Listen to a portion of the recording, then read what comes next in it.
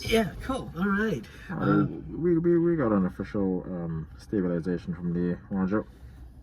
Cool. Thanks, Kensy. Welcome to another podcast after work. So I've been to Namibia recently. Yes, you have. So we're actually doing like a Biltong taste test. I brought some Biltong back. Just get Kensy's opinion on Namibian Biltong. So we're gonna start with the first one. So this one was actually really unique. Is this like one? Is that Biltong? Yeah, but it's like, let me show the camera. Let me grab one. That is very unique. Yeah, you grab one.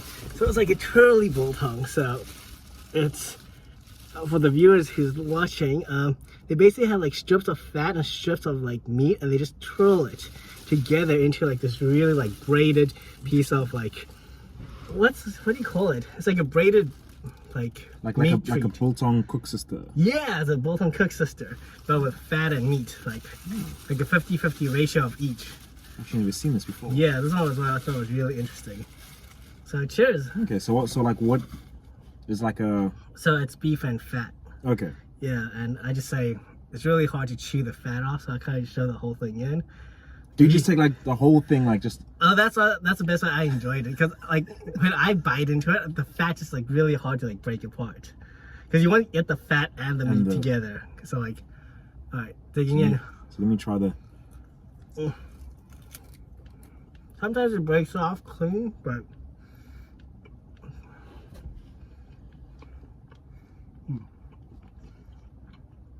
hold your head right to the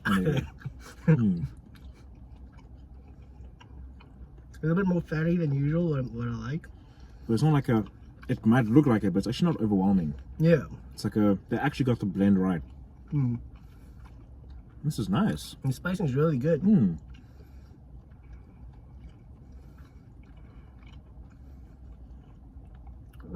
Good job to you, Namibia.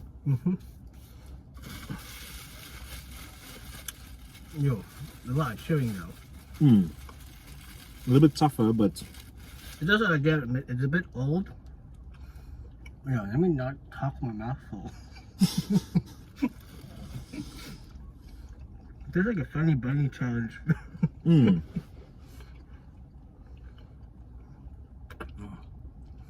So interesting. Yeah, so oily.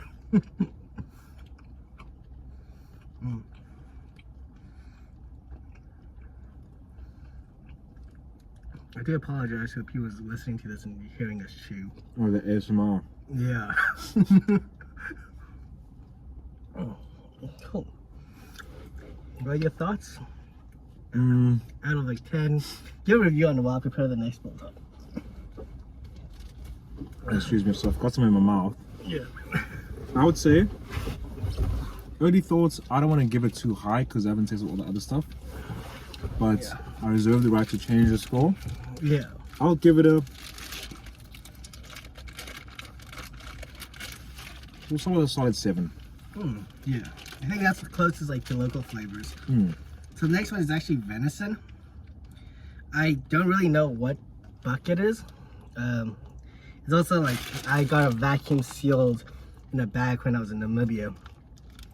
So when I walked into like the Biltong shop, I think I was not South African or definitely like a tourist. They just tell me it's venison, buy it, it's good. So they didn't really explain much to me. So I was just like, okay. But what I really like about it, when I tasted it in Namibia, it was it's very smoky. This one was very smoky for me. It's also very lean. So very, very lean. Yeah. Let's see. That last one was actually very nice. This is so much softer. It is very smoky.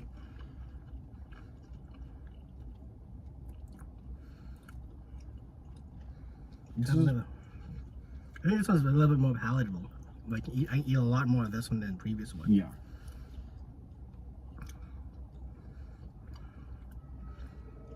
I wonder how they got it like this though. It's like definitely smoked it. They definitely smoked this venison.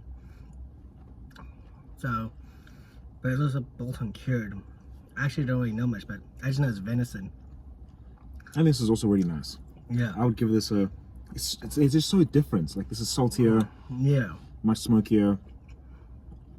This almost tastes like an actual, I don't know, like a hot dog type thing. I would say like you know those smoked Viennas. Like you can actually taste the smokiness. I don't think I've been eating really good Viennas like you. Well, yeah. I mean, I don't know how to explain this. It's like a It's blend between like biltong and like a smoked chicken Vienna type situation. Obviously, it's different meat, but yeah, it's also very unique. it's very unique. I don't think I've had biltong like this before, Yeah, but it's good actually. I think I would probably rate this higher. yeah. A lot of my friends like this one as well when I gave them. They all rated this one quite highly. I would give this one. Your last one you gave it was 7. The last one I gave a 7. Yeah, I'll give you a 7.8. 7.8. Cool. So the last one is actually just chili bites. Oh. Last one just like they call it normal chili bites, but so this one should be a little bit more standard.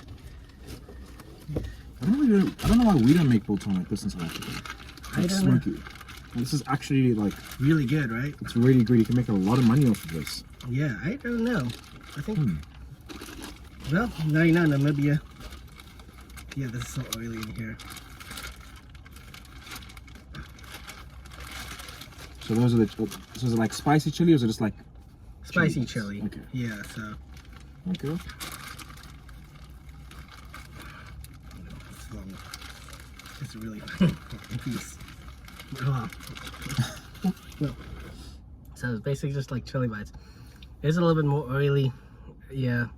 The biltong in Namibia is a lot more oily and fatty than South Africa's, from what I've seen. Okay.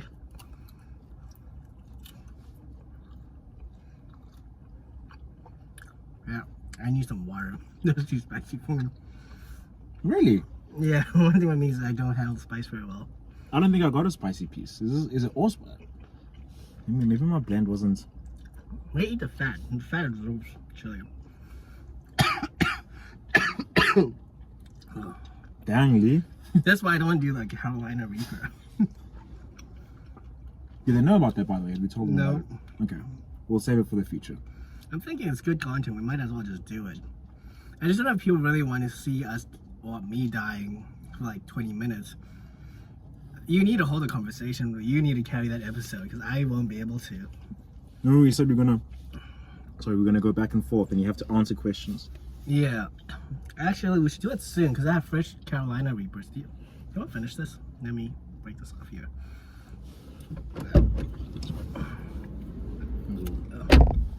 Sure. Yeah, just look how oily it is. My hand's like. This is a much safer option, like in terms of flavor. Yeah. They didn't explore too much here. And the spice is like really. So the spice, I think, is really, really, really low. Like, you know it's there, but it's not attacking you. Yeah, I agree. But again, my pain tolerance is really low. Sorry, I'm gonna have to reach open. Yeah, they should be toilet roll. There you go. Yeah, I just wanna wipe with all this oil. Don't wanna rub my eyes with all this oil. Oh yeah, no. Okay, I guess I've got KZN to thank for this. Yeah. This is actually a lot more palatable than one coworker of yours who gave me like really bad chili biltong. Oh, but that was quite spicy though. Yeah, it was like chicken biltong if I remember correctly. Yo, that was terrible. Yeah, yo, I'm actually sweating from this.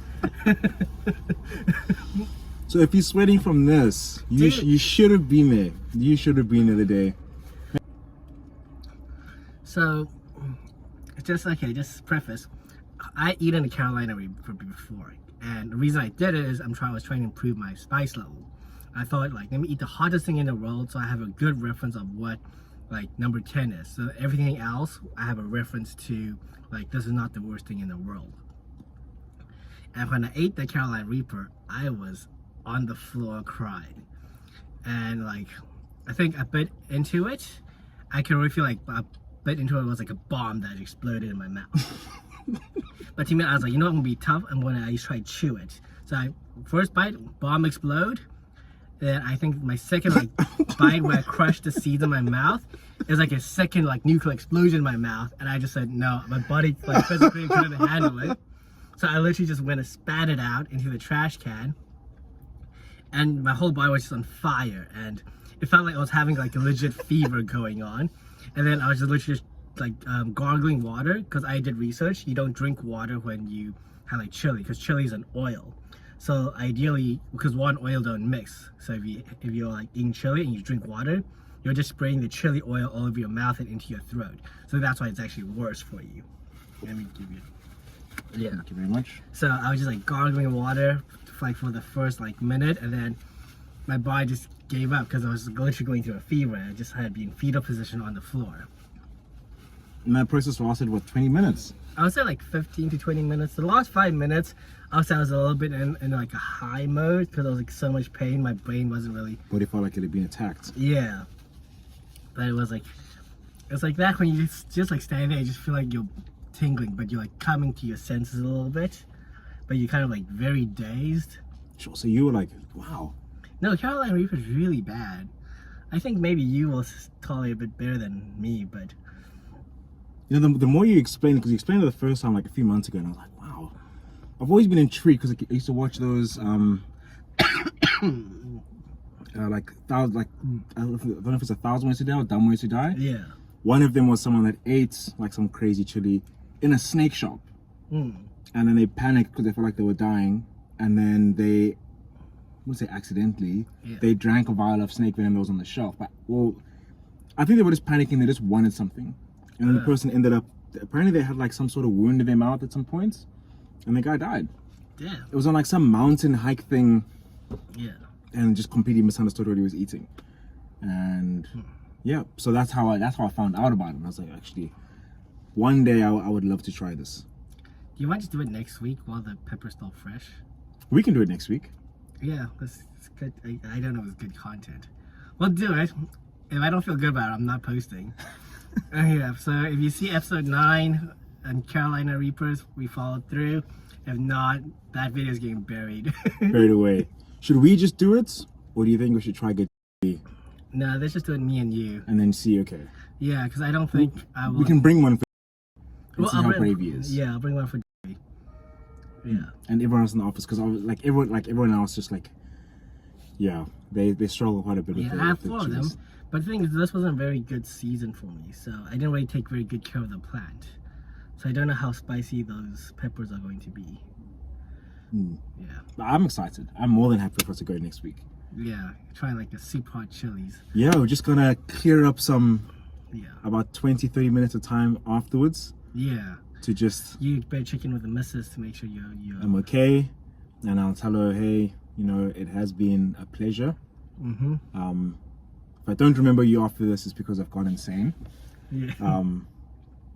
And then I'll clear up my gym schedule in What case I is need the to. hottest thing you've eaten?